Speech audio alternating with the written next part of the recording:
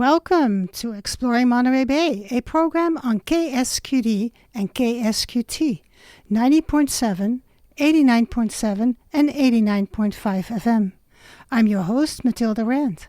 My guests are alanpeevers and Roland Saher. Our conversation will be about storing of energy generated by solar during the day and from wind any time of the day. Storage is important as we need energy 24/7. Alan Peevers is a retired software engineer.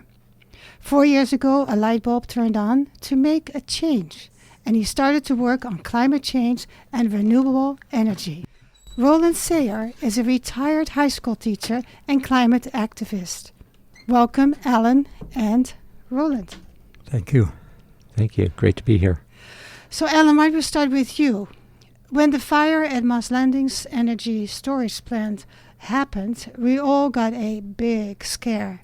What happened, and what's different now that you're still proposing battery storage? Well, what happened was that the place caught fire, and because of the chemistry of that plant, which is using fairly old battery chemistry, it self-propagated, which is what happens when, due to the chemical reactions, oxygen is released. And that, as you can imagine, makes the fire even more potent. And so it caught fire for reasons I'm actually not sure on the original cause. It could have been carelessness. Maybe Roland can shed something on that. I'm not sure about the exact starting point, but the batteries were of an old technology. They were placed way too close together. They were put into a building that was not designed for housing batteries. And finally, the firefighters, our beloved firefighters, were not properly trained, to my knowledge, and they didn't use the sprinkler system that was in the building for fear of leading to further explosions.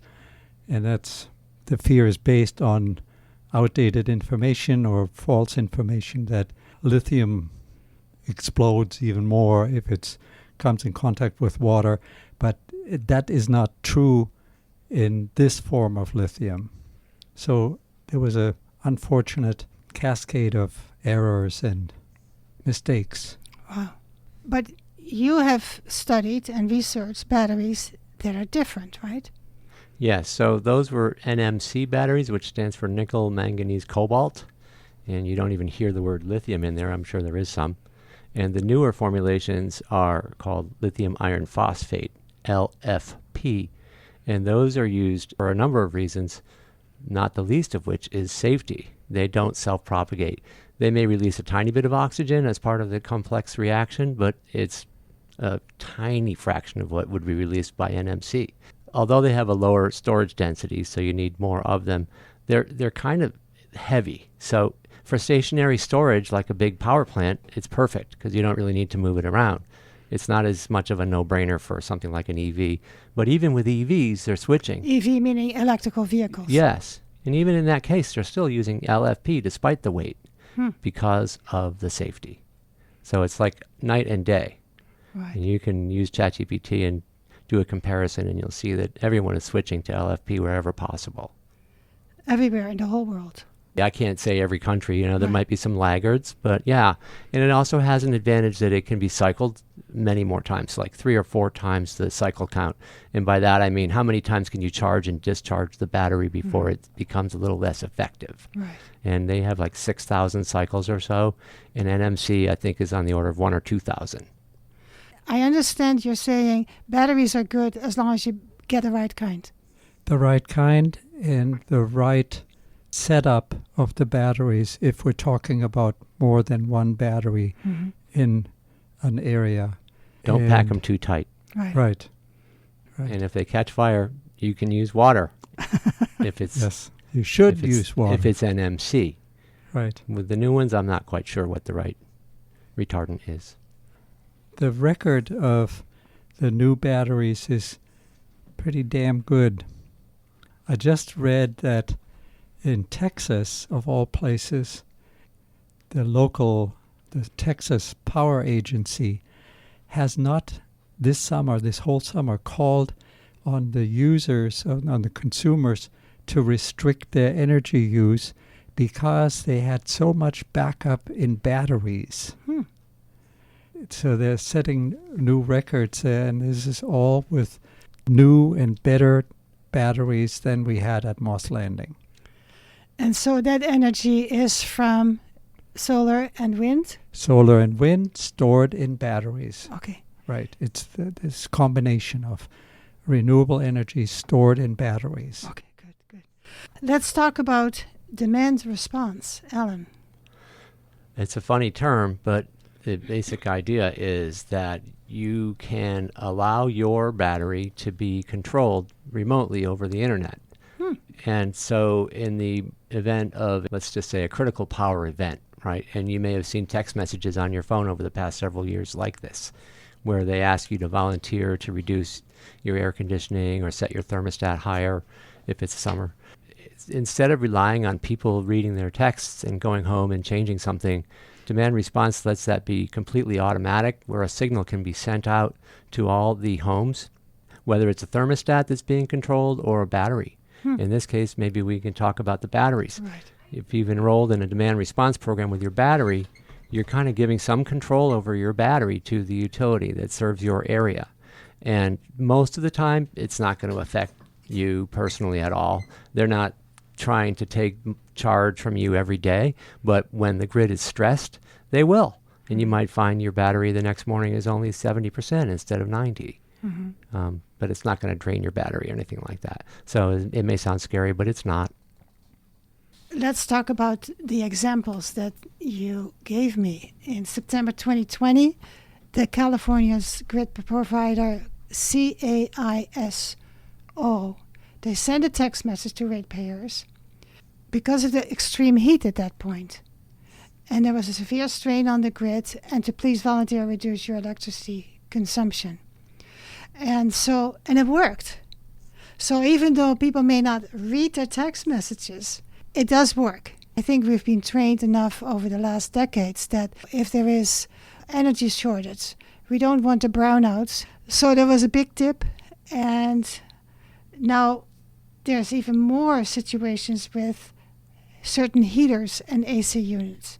And they get, like you said, a signal from the utility, and then either the ratepayers do it or they do it for you. I mean, I have to get used to that. Yeah. I just want to acknowledge the people in the state of California for actually doing what was requested. It was like a 3% drop from the best models that they run all the time. They're always modeling what they expect the next hour's use will be. And it was 3% lower than the model would have guessed. And that's 100% due to people actually saying, okay, I'm in, I'll help. I think it's fantastic. I think so too. So that's why I want to repeat it. I mean, I really have to get my head around it. We could be so responsible. And it's a matter of training and outreach. Yeah, and knowing that there's bad consequences if you don't give a hoot. You could have a brownout, or worse, a fire could be started because the grid's not. What happens with transmission lines is when they get hot, they droop. This is kind of a scary property. They're trying to get better materials for the future, but it's drooping power lines that can cause some sparks, and we know what happens when you get sparks in dry wood. What are the benefits besides people responding, everybody's happy? We save, because you talked to me about peaker plants. What are peaker plants? The sun doesn't shine always, and the wind doesn't blow always. So something has to provide the energy that we need when renewable energies can't be generated on the spot.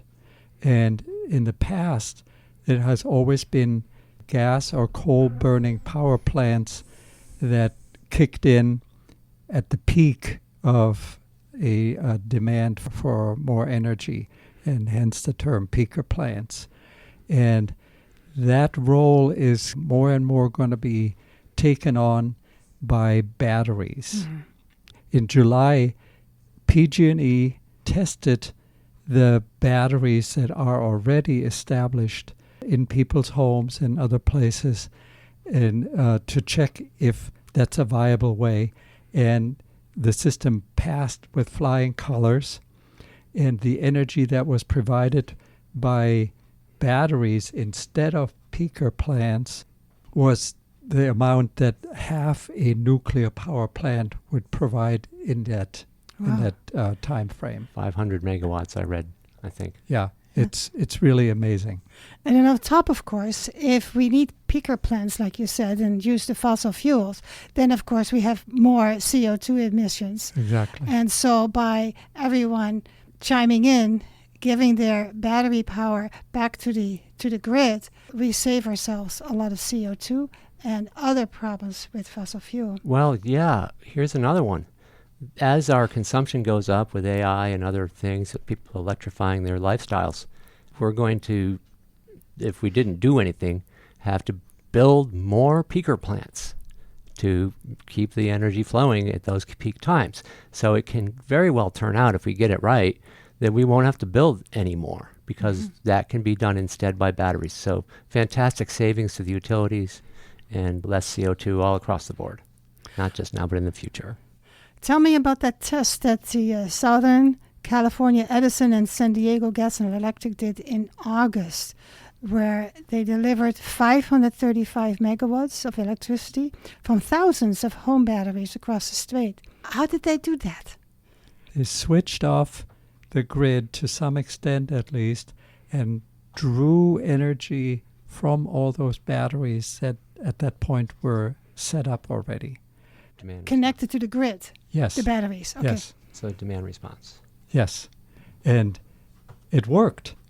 They wanted to test the viability of having this, they call it virtual power plant. Mm-hmm. All these batteries, they constitute a virtual power plant. And voila, there it was. It worked. So the same thing actually was done successfully in Puerto Rico and in New England states during a recent heat wave in July or August. And the power organizations there, it didn't lead to a blackout. Right. Because there was too much of a demand. And that additional power was again provided by virtual power plants, namely batteries In people's homes. How big are those batteries? What do I have to think of? Depending on your home and your usage, it can be 3 feet by 4 feet by 1 foot thick. Okay. You can put it in your garage or in your side yard. That's it. So it's 3 by 4. Yeah. It Yeah. depends. Maybe it's 2 feet thick if you need twice Right. as much. But it's not a lot of space. Not huge. No. Not a lot of space. Good. I want to remind people that they're listening to Exploring Monterey Bay on KSQD and KSQT. My name is Mathilde Rand, and I'm here with Alan Peevers and Roland Saher, and we're discussing energy storage and demand response. So let's return to our conversation. You already told me about Puerto Rico and New England. When there's an urgent demand, they use storage of thousands of home batteries, Yes. and they're all connected to the grid. Yes. Now, let's talk about the SGIP, the Self-Generation Incentive Program. So that's a program that's funded by the state of California. Not to say that other states don't have similar programs with different names, but sometime 2 or 3 years ago, I actually don't remember when it started, about 95 million were set aside to provide equity incentives, in fact, so that folks that were at the lower end of the income spectrum could be motivated to install home batteries for resilience and for these load balancing needs that we just went into. It turns out with this program, and you can look at the website, it's selfgenca.com, but all the details are spelled out there. Selfgenca.com. Okay. If your income is within some percentage of the area median income, which varies according to your zip code and things like that, but you can look it up. If you're only 30% above the area median income, then you qualify for basically 100% of the cost of the system and the installation. Really? Yes, something like that, on top of the 30% federal. There's a tax rebate as well, so when you add up all the different things, it can end up being free or close to free if you use a third party. It gets a little complicated. If you do it all yourself, you may have to write a small check, Yeah. even if your income is low. Yeah. I live in a mobile home, And I contacted one of the companies that the state contracted with, and they verified my income parameters. And then they sent out somebody who looked at my house, and then they decided, because of the technical structure of my mobile home, they will not give me a solar panel, but they will give me a battery. And it's for free. Mm-hmm. And in 10 years, I will pay $1, and then it's mine. Oh. And they install it for free, and they maintain it for free. And they do all the paperwork for free, which is a Yes. huge win. Yes. And so how does that battery get charged? It will be charged through the grid from renewable energies, wind or solar. Well, it's a mix, but during the day in California, it is mostly renewable. Yeah. In And fact, we it's- produce more solar than we need by a little bit on sunny days. Okay. And it's during the time when the electricity rates are lower. And then in the evening, when everybody comes home from work and turns on their TV and their AC and their this and that, then my battery kicks in, and I use the cheaper energy than I would pay if it wasn't coming from my battery. So I save electricity costs. The system is helped by preventing a blackout. And of course, there's the less CO2 pollution. Right. One Mm. way to look at it is that you're kind of spreading out that cheap time of day all through the evening. Uh-huh. And so you just pay a lower rate across the full day or most of the full day. Yeah. So your yeah, battery gets charged during the day when it's cheaper, cheaply, yeah, and then you release it at night when you use more energy or when it's expensive. and yeah. when it's expensive. And then you pay the lower rate that's during the day. Okay? I think I get it.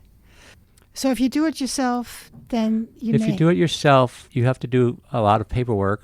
You get the incentive, which doesn't cover the whole cost, but if you add that on top of the tax credit, Mhm. let's say your tax bill was $7,500 and your system costs $30,000, then you get a tax credit of $10,000, which means you would pay no tax. In fact, you'd have a $2,500 credit going forward into your next year's return. Now, I do taxes for people, and I know a lot of people that don't have tax Right. It's a liability. little less wonderful for the low end because you don't already pay that much in tax. Right. But it still can be helpful Uh-huh. because you can spread it out over multiple years. And if you do it through one of those contracted companies, you don't have to worry about all that stuff. But you have to, of course, qualify with your income. So it's selfgen, selfgenca.com. And then you gave me a list of all kinds of companies. You gave me 13 companies. Do you want to talk about any of them? We can talk about Haven because we both signed up with That's them. the company that I contracted with. And I checked them out first because it looked like, ooh, this is too good to be true. Right. And when do you get anything for free? But of course, it's not free. All of us taxpayers paid for this already. And the taxpayers will benefit from it because it will help avoid blackouts. And blackouts can be very costly. Yes. So it's not for free, really. But this company, Haven, was very professional and competent. I have no complaints. They don't pay me to say this. That's just my experience with them. I Same. trust that other companies are just as competent. And Right. if you go look under the website, there will be all kinds of Yeah. companies. Just for the heck of it, I see here Santa Cruz Electrician, Suns Up Solar, Altera Solar, Day One Solar, Sandbar Solar, Mint Systems, Sprek Energy. So there's plenty. So I Yeah. encourage people to go to selfgenca.com and look up the companies that participate in the SGIP. Right. One subtle thing I just realized today, or actually yesterday during the Sunday Festival, which Right. was fantastic, I hope some of you were there, is that when you sign up with a third party, they usually make an agreement called a power purchase agreement. And ultimately what it means is they give control of your battery to the utility. They can draw on it when they need to. If you go through all the trouble of paying that little amount with your own money up front, and doing all the paperwork, there is nobody telling your battery when to charge or discharge. You can decide based on your own needs. Right. So that's a subtle advantage of doing it yourself, but it may not amount to that much. Is there still money available? Yes. Yeah? But it is on a first-come, first-serve basis, so don't wait too long. Also, the money will run out. And the 30% federal tax credit is ending on December 31st. Okay. Yes. Money won't run out, but time will in that case. How big is your battery? About a foot thick and 3x4, and it will fit nicely next to my mobile home. So it can be outside? Yeah. Oh, okay. So it's not you have to store it inside somewhere. No. For solar panels, is there still money? Depending on the construction of your house. Yeah. As I said, a mobile home, the And roof the is roof. not strong enough or Yeah. something like Yeah. that. So we talked about renewables. So tell us a little bit more about why is it so important? Well, think about this. A lot of politicians in the Trump administration will say, well, we can't build our economy around renewable energy because it's intermittent. Wind and solar, what a bunch of goofy energy is that? But as soon as you add sufficient storage, those guys can just get stuffed because it's 24/7 if you have a big enough battery, right? It's no longer an intermittent supply.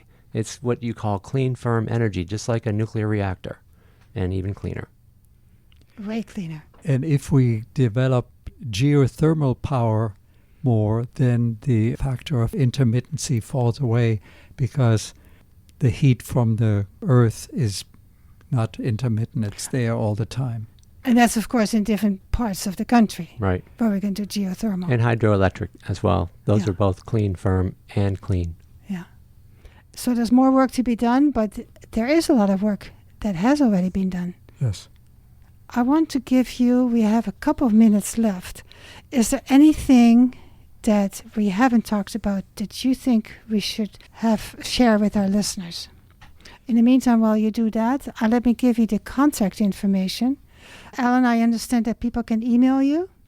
Yes. And the email is alanpeevers, alanpeevers, alanpeevers@gmail.com. And you can also contact Alan and Roland at the Santa Cruz Climate Action Network, which is scruzclimate.org. SCRUZ climate.org. And so we're going to have Alan and Roland give us a couple more pieces of information. Yeah, I will mention Quit Carbon as a really cool company if you're thinking about electrifying more than just solar and batteries. If you're thinking about doing heat pumps or getting an induction cooktop or insulating your house, there's a million things you can do to improve your carbon footprint and to reduce your bills. And that's a good first place to start because they're really resourceful and they will spend time with you and coach you on all the incentives and help you find a supplier for these things. And the other great website in our area in particular is Central Coast Community Energy, which is 3cenergy.org. And that's a fantastic site with great resources for people in our area to navigate the complex landscape. Lastly, switcheson.org. Type in your zip code and it'll tell you all the incentives available to you. Switch is on .org. .org. Okay. Fantastic site. You talked about heat pump. Tell us a little bit more so people get a little bit idea. As long as there is a differential in heat in any environment, that differential can be harvested, so to speak. Mm-hmm. It can be the differential between above ground and below ground, inside a house, outside a house. Inside a refrigerator, outside of a refrigerator. Yes. That is a heat pump. Aha. You use electricity to force the temperatures to be different in two different sides of this thing. That differential can be put to good use. It's there, it's renewable, so to speak. We're just learning to put it to good use. They're at least 3 times more efficient than gas furnaces for heating. And they're using electricity, which can be made cleaner and cleaner year by year instead of natural gas, which is always going to have a carbon footprint. Right. Anything else that you want to share? You have Heat pump water heaters. Yeah. Heat Another pump, big water energy heat. use in homes is your hot water. So you can also get a heat pump version of that. Again, less natural gas, more electrons, win. So we gave people some information. We tell them to go to selfgenca.com to talk about batteries. And you said 3cenergy.org .org. and quitcarbon.com. .com. Perfect. And so I think we got a lot of stuff done here. Thank you, Alan, and I thank you, Roland. This was Exploring Monterey Bay on KSQD and KSQT, and I'm handing it back over to our wonderful tech, Damien. Thank you. Thank you.